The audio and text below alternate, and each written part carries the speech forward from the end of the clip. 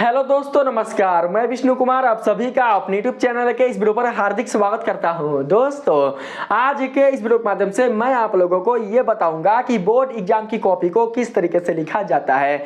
यदि दोस्तों आप लोग ये जान लेते हैं कि बोर्ड एग्जाम की कॉपी को लिखने का सही तरीका क्या होता है, तो दोस्तों आपको बोर्ड एग्जाम में टॉप करने से कोई भी रोक नहीं सकता। तो दोस्तों मैं आप लोगों को अपने इस वीडियो के माध्यम से यही बताऊंगा कि बोर्ड एग्जाम की कॉपी को किस तरीके से लिखा जाता है। दोस्तों, चाहे आप किसी भी बोर्ड से क्यों ना संबंधित हो, अगर दोस्तों आपको ये पता हो जाएगा कि बोर्ड एग्जाम की कॉपी को किस तरीके से लिखा जाता है, तो दोस्तों आपको बोर्ड एग्जाम में अच्छे मार्क्स प्राप्त करने से कोई भी रोक नहीं सकता।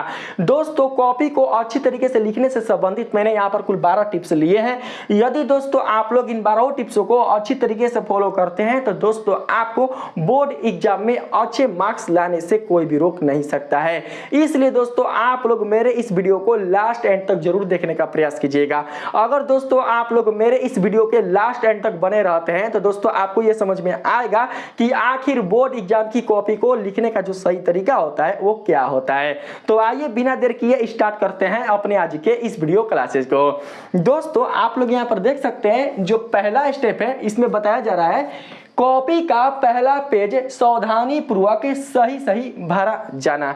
दोस्तों जब आप लोग एग्जाम हॉल में बैठते हैं, वहां पर जब टीचर द्वारा दोस्तों आपको कॉपी दिया जाता है, जब आपके सामने दोस्तों कॉपी प्रस्तुत किया जाता है, तो कॉपी का जो पहला पेज होता है उसमें दोस्तों अपना इंट्रोडक्शन डालना होता है। अर्थात उसमें दोस्तों आपका नाम भरना होता है, उसमें दोस्तों आपका गाँव भरना होता है, साथ ही दोस्तों उसमें आपका रोल कोड भरना होता है, रोल नंबर भरना होता है, और साथ ही दोस्तों उसमें ऐसे बहुत सारे चीज होते हैं जो कि दोस्तों आपको भरना होता है। यदि दोस्तों आप लोग उन चीजों को अच्छी तरीके से नहीं भर पाते, अर्थात भरने में अगर गलती कर देते हैं, तो दोस्तों ऐसे में क्या होता है कि आपका पहला जो पेज होता है वो खराब हो जाता है। आपका जो पहला पेज है दोस्तों वो बिल्कुल भी खराब नहीं होना चाहिए, क्योंकि जब पहला पेज ही खराब हो जाएगा तो दोस्तों आपके कॉपी का जो इंप्रेशन है वो खत्म हो जाएगा, क्योंकि दोस्तों आपको दोबारा कॉपी वहां पर मिलने वाली नहीं है। चाहे दोस्तों आप किसी भी बोर्ड का एग्जाम क्यों ना दे रहे हो, यदि दोस्तों आपने कॉपी में कोई भी अगर गलती की है तो आपको दोबारा कॉपी बिल्कुल भी नहीं मिलेगा। इसलिए आप लोग अच्छी तरीके से अपने परीक्षा केंद्र का नाम, रजिस्ट्रेशन नंबर, रोल कोड, अपना नाम, दिनांक, ये सारे जो भी चीजें वो आपको अच्छी तरीके से दोस्तों सोच समझकर भरनी है। अगर ना समझ में आए तो आप अपने फ्रेंड या फिर टीचर की भी मदद ले सकते हैं, वो आपको बताएंगे कि कब क्या भरना है और किस तरीके से भरना है। लेकिन दोस्तों हबड़ा के नहीं भरना है। अगर आप लोग हबड़ा के भरते हो तो फिर दोस्तों वहां पर आप लोगों को काट कूट करना पड़ जाएगा। और अगर दोस्तों आप लोग अपने कॉपी के पहले पेज में काट कूट कर देते हैं, तो ऐसे में दोस्तों आपको अच्छे मार्क्स मिलना मुश्किल हो सकता है। इसलिए मैं जो आप लोगों को बता रहा हूं, इस पर दोस्तों आप लोग ध्यान से समझने का प्रयास कीजिएगा, जो मैंने आप लोगों को अभी बताया। तो यही था दोस्तों पहला स्टेप। किसी भी बच्चे को गलती ये नहीं करनी है कि हमारे कॉपी का जो पहला पेज है वो खराब हो। जितना हो सके आप लोग अच्छी राइटिंग में अपने पहले पेज के दोस्तों जितने सारे इंट्रोडक्शन उसमें आपसे पूछे जाएंगे उसको भरने का प्रयास करना है। ठीक है, यहां पर हम लोग बात करते हैं दूसरे स्टेप में।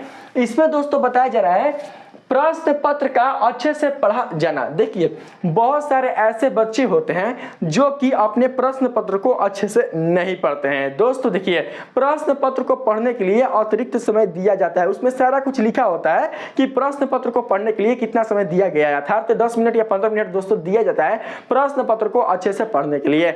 आपको बिल्कुल भी दोस्तों घबराना या हबड़ाना नहीं है। अगर दोस्तों आप लोग घबराते हैं तो ऐसे में क्या हो सकता है दोस्तों कि आपको देना है उत्तर किसी और प्रश्न का और आप दे दीजिएगा किसी और प्रश्न का। तो ऐसे में क्या होगा दोस्तों कि आपका वो भी प्रश्न गलत हो जाएगा और ये भी प्रश्न गलत हो जाएगा। ऐसे में क्या हो सकता है कि आपका जो मार्क्स है वो कम आ सकता है। इसलिए आप लोगों को हबड़ा कर किसी भी प्रश्न का उत्तर नहीं देना है। सबसे पहले अपने प्रश्न पत्र को अच्छे से पढ़ लेना है, समझ लेना है, देख लेना है कि कौन कौन से प्रश्नों को हल करना है और कौन कौन से प्रश्नों को हल नहीं करना है। तो दोस्तों आप लोग इस चीज को ध्यान से समझकर रखिएगा। अगर हम बात करें यहाँ पर तीसरे नंबर में, तो इसमें बताया जा रहा है प्रत्येक खंड के प्रश्नों का उत्तर एक ही जगह लिखा जाना। दोस्तों देखिए, अगर आप लोग अपने प्रश्न पत्र को अच्छे से देखते हैं तो दोस्तों देखने से आपको ये पता चलेगा कि उसमें आने वाले जो प्रश्न होते हैं वो दोस्तों खंड के रूप में विभाजित रहते हैं। अर्थात तो उसमें दोस्तों खंड बने रहते हैं। कैसे? तो दोस्तों वो बने रहते हैं ऐसे, यानी कि section A, section B, section C, section D. मानकर चलते हैं कि आपके प्रश्न पत्र में टोटल जो सेक्शन है, टोटल जो खंड है वो दोस्तों केवल 3 ही है। ठीक है, मान लेते हैं दोस्तों कि सेक्शन ए में टोटल कितने प्रश्न है, मान लेते हैं कि सेक्शन ए में टोटल दोस्तों 5 ठो प्रश्न है, यानी 1 से लेकर कितना तक, तो 1 से लेकर दोस्तों 5 तक प्रश्न है। अगर हम बात करें यहाँ पर सेक्शन बी में, तो दोस्तों यहाँ पर जो प्रश्नों की संख्या होती है, मान के चलते हैं कि इसमें प्रश्नों की संख्या हो जाती है दोस्तों 6 से लेकर 10 तक। ठीक ना, इसमें 1 से लेकर 5 तक, इसमें 6 से लेकर 10 तक है। अगर हम बात करें यहाँ पर सेक्शन सी में, तो दोस्तों इसमें जो प्रश्नों की संख्या होती है वो हो जाती है 11 से लेकर 14 तक। ठीक है, ऐसे दोस्तों हम लोग मान लेते हैं। तो देखिए, अगर दोस्तों आपको पहले प्रश्न का उत्तर देना है, मानकर चलते हैं कि आपको पहले प्रश्न का उत्तर याद है, अगर दोस्तों आप पहले प्रश्न का उत्तर देना चाहते हैं तो उसके लिए दोस्तों सबसे पहले आपको ये लिखना आवश्यक होगा, ऐसे लिखना आवश्यक होगा। अगर आप दोस्तों इंग्लिश में लिखते हैं तो इंग्लिश में भी लिख सकते हैं, नहीं तो हिंदी में लिखना होगा तो ऐसे लिख लीजिएगा, खंड क, खंड का ऊपर में ऐसे लिख लेना, खंड का ऐसे लिख कर, और तब दोस्तों यहाँ पर आप 1 नंबर डालकर पहले चौथाई छोड़ लेना भाई, चौथाई छोड़ना बहुत ही आवश्यक है। देखिए, मैंने इस चीज को दोस्तों लिखवाया है कहीं पर, कॉपी के बाएं भाग में मार्जिन का छोड़ा जाना, मार्जिन मतलब दोस्तों खाली स्थान, जिसको चौथाई भी बोला जाता है। इसी चौथाई में दोस्तों हमें प्रश्न क्रमांक या उत्तर को दोस्तों लिखना होता है।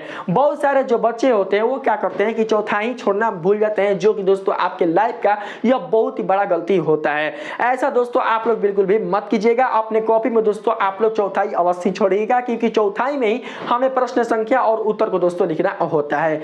तो देखिए, मानकर चलते हैं कि भाई चौथाई है, तो दोस्तों जो जिस भी आप प्रश्न का उत्तर देना चाहते हैं उसके प्रश्न संख्या को आपको दोस्तों लिखना होता है। जैसे कि हमने यहाँ पर लिखा प्रश्न 1 है, प्रश्न 1 लिखकर और उत्तर दोस्तों आपको ऐसे लिखना है। देखिए, प्रश्न 1 और उत्तर आपको ऐसे दोस्तों एरो का निशान देना है। ठीक है, और ऐसे देकर तब दोस्तों आप लोगों को अपना उत्तर लिखना शुरू करना है। तो इस प्रकार से दोस्तों आप लोग समझ पा रहे होंगे कि हमने जो पहला प्रश्न का उत्तर दिया वो दिया हमने खंड क का, अर्थात सेक्शन ए का।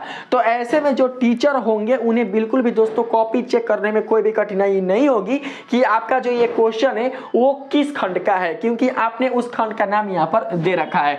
तो दोस्तों खंड का नाम देना बिल्कुल भी नहीं भूलिएगा। और बहुत सारे बच्चे क्या करते हैं कि खंड क, जैसे कि सेक्शन ए का जो प्रश्न होता है, मान के चलते हैं कि सेक्शन ए में दूसरा प्रश्न है तो इस प्रश्न को लिख देते हैं सेक्शन बी में, मतलब याद नहीं है। अब बाद में क्या करते हैं, जब उनको याद आता है या किसी से चोरी करते हैं तो बाद में क्या करते हैं कि इस वाले प्रश्न को वो सेक्शन बी में लिख देते हैं, टाइम नहीं बचता है तो, या हो सकता है कि सेक्शन सी में लिख देते हैं। तो ऐसे में दोस्तों आपके मार्क्स कट सकते हैं, ऐसे में दोस्तों आपके अच्छे नंबर बिल्कुल भी आने की संभावना नहीं होती है। तो इसलिए दोस्तों आप लोग इस चीज पर ध्यान रखिएगा। अगर 1 से 5 तक प्रश्न सेक्शन ए में है तो 1 से 5 तक प्रश्न ही सेक्शन ए अर्थात खंड क में आने चाहिए। अगर दोस्तों 5 से बाहर अर्थात अगर 6वां प्रश्न भी सेक्शन ए में आ गया तो दोस्तों ये प्रॉब्लम कर सकता है आपको अच्छे मार्क्स लाने में। इस चीज को आप लोग ध्यान देकर दोस्तों समझने का प्रयास कीजिएगा। ठीक है, तो मुझे उम्मीद है कि आप लोग समझ पा रहे होंगे कि मैं क्या आपको बताना चाहता हूं। आगे दोस्तों हम लोग चलने का प्रयास करते हैं। इस पर दोस्तों सबसे पहले आप लोग ध्यान देना, ऐसा ही करना है। और बहुत सारे जो बच्चे होते हैं जानते हो क्या करते हैं, वो क्या करते हैं कि प्रश्नवा को लिख देते हैं, प्रश्नवा लिख देते हैं। इतना बोका बोका भेटाएगा ना आपको एग्जाम में, इतना बोका बोका कि कहिए मत।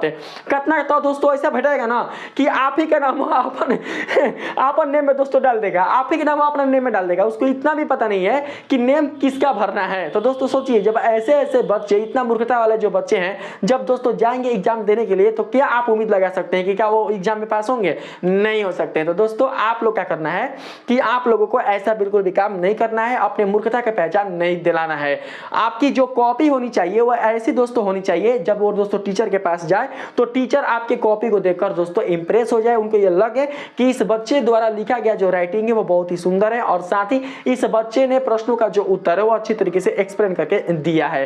तो इस चीज पर दोस्तों आप लोग ध्यान देना। 4 नंबर में बताया जा रहा है ज्ञात प्रश्न के उत्तर का सबसे पहले लिखा जाना। दोस्तों मैंने आप लोगों को अभी जस्ट बताया कि आपको अपने प्रश्न पत्र में जिस किसी भी प्रश्न का उत्तर पता है सबसे पहले आपको उसी को सोल्व कर लेना है, क्योंकि दोस्तों आप लोग यदि अपना समय ऐसे प्रश्नों पर दोस्तों देते हैं जिसका उत्तर आपको पता है ही नहीं, तो ऐसे में दोस्तों आपका जो कीमती समय है वो दोस्तों वेस्ट हो जाता है, क्योंकि एग्जाम के लिए जो समय दोस्तों आपको मिलता है वो दोस्तों आप लोगों के लिए बहुत ही कीमती होता है। इसलिए अपना जो समय है वो बिल्कुल भी ऐसे प्रश्नों पर नहीं गवाइएगा जिसका उत्तर आपको पता है ही नहीं। बात करते हैं हम लोग दोस्तों अगले स्टेप में। इसमें बताया जा रहा है एक भी क्वेश्चन का नहीं छोड़ा जाना। इसे भी दोस्तों मैंने आप लोगों को बताया कि आपके प्रश्न पत्र में कुल जितने सारे क्वेश्चन आपको सोल्व करने हैं उन सभी क्वेश्चन को दोस्तों आपको सोल्व करने हैं तो करने हैं।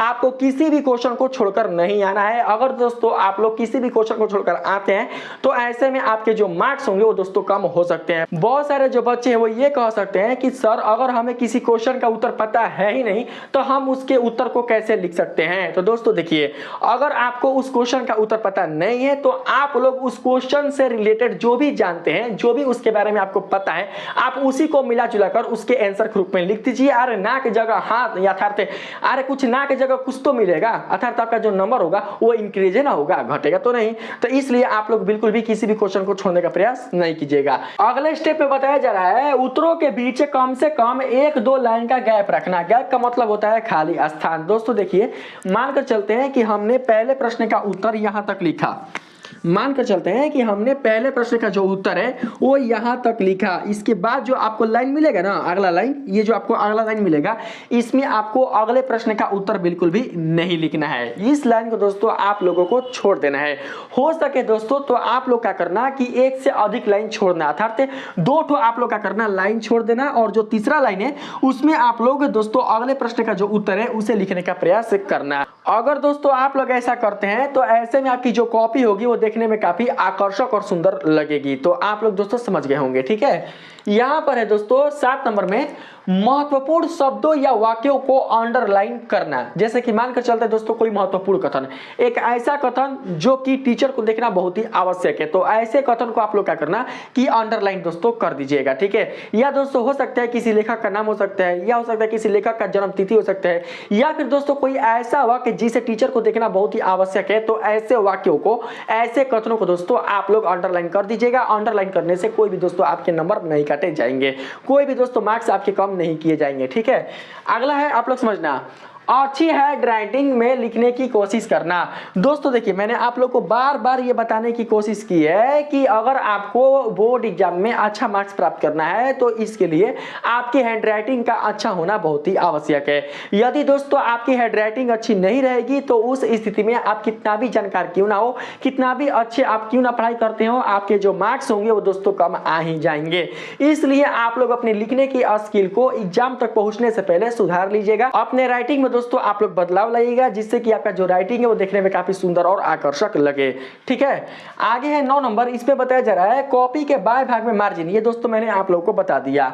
10 नंबर में बताया जा रहा है जितना जरूरी हो उतना ही लिखा जाना। मैंने आपको ये भी बताया कि अगर कह रहा है लिखने के लिए 30 शब्द में तो आपको 30 शब्द में ही लिखना है। ज्यादा से ज्यादा आप 50 शब्द में लिख सकते हैं, लेकिन अधिक नहीं लिखना है। अगर आप अधिक लिखते हो तो दोस्तों बिल्कुल भी आपको ज्यादा नंबर नहीं मिलेगा। अगर वो 2 नंबर का होगा तो 2 ही नंबर मिलेगा, अगर 1 नंबर का होगा तो 1 ही नंबर मिलेगा। इसलिए हमें बिल्कुल भी ज्यादा आंसर लिखकर अपना समय नहीं गंवाना है, बल्कि अपने इसी समय को दूसरे प्रश्न के उत्तर को लिखने में देना है, ठीक है। अगला है 11 नंबर, इसमें बताया जा रहा है कॉपी पर प्रश्न न लिखकर केवल प्रश्न संख्या का लिखा जाना। दोस्तों मैंने इस चीज को भी आप लोग को अभी बता दिया कि आपको अपने उत्तर पुस्तिका पर प्रश्न लिखकर केवल प्रश्नों की संख्या को लिखना है। अगर दोस्तों आप लोग प्रश्न भी लिखते हैं तो ऐसे में आपकी समय की बर्बादी होगी और कुछ भी नहीं होगा। और जो बच्चे ऐसा काम करते हैं तो आप लोगों को यह काम नहीं करना है। आप लोगों को केवल और केवल सेक्शन और उस सेक्शन का जो क्वेश्चन संख्या है उसी को लिखना है और उसके बाद अपना उत्तर दोस्तों देना है, ठीक है। 12 नंबर में बताया जा रहा है जहां आवश्यक हो वहां चित्र का बनाया जाना। दोस्तों देखिए, मैथ, साइंस, सोशल साइंस ये ऐसे सब्जेक्ट है जिसमें चित्र की आवश्यकता पड़ती है। अर्थात कहने का मतलब ये हुआ कि जब आप लोग मैथ, साइंस या सोशल साइंस का एग्जाम दीजिएगा तो उसमें दोस्तों चित्र की आवश्यकता पड़ सकती सकती है। अर्थात आपके इस सब्जेक्ट में ऐसा क्वेश्चन जो कि चित्र से संबंधित हो, उसमें दोस्तों आपको चित्र को बनाना है। ऐसा नहीं कि दोस्तों कोई क्वेश्चन चित्र से संबंधित नहीं है, अब फिर भी आप चित्र को बनाते रहें तो ऐसे में जो आपके मार्क्स होंगे वो दोस्तों काटे जा सकते हैं। आपको ऐसा कोई भी दोस्तों भूल नहीं करना है। जो भी क्वेश्चन चित्र से संबंधित होगा उसी क्वेश्चन में आपको चित्र को बनाना है, अन्यथा नहीं बनाना है। तो इस प्रकार से दोस्तों बोर्ड एग्जाम में कॉपी कैसे लिखे से संबंधित जो 12 टिप्स है वो खत्म हो चुके हैं। अगर दोस्तों आपको ये टिप्स पसंद आए हैं, इस टिप्स के माध्यम से दोस्तों आपको बहुत ही सहायता मिली है, तो प्लीज आप लोग मेरे इस वीडियो को लाइक कीजिएगा, सब्सक्राइब कीजिएगा और पसंद आए तो अपने दोस्तों में भी शेयर कीजिएगा। मिलते हैं फिर से एक नए वीडियो के साथ, तब तक के लिए धन्यवाद।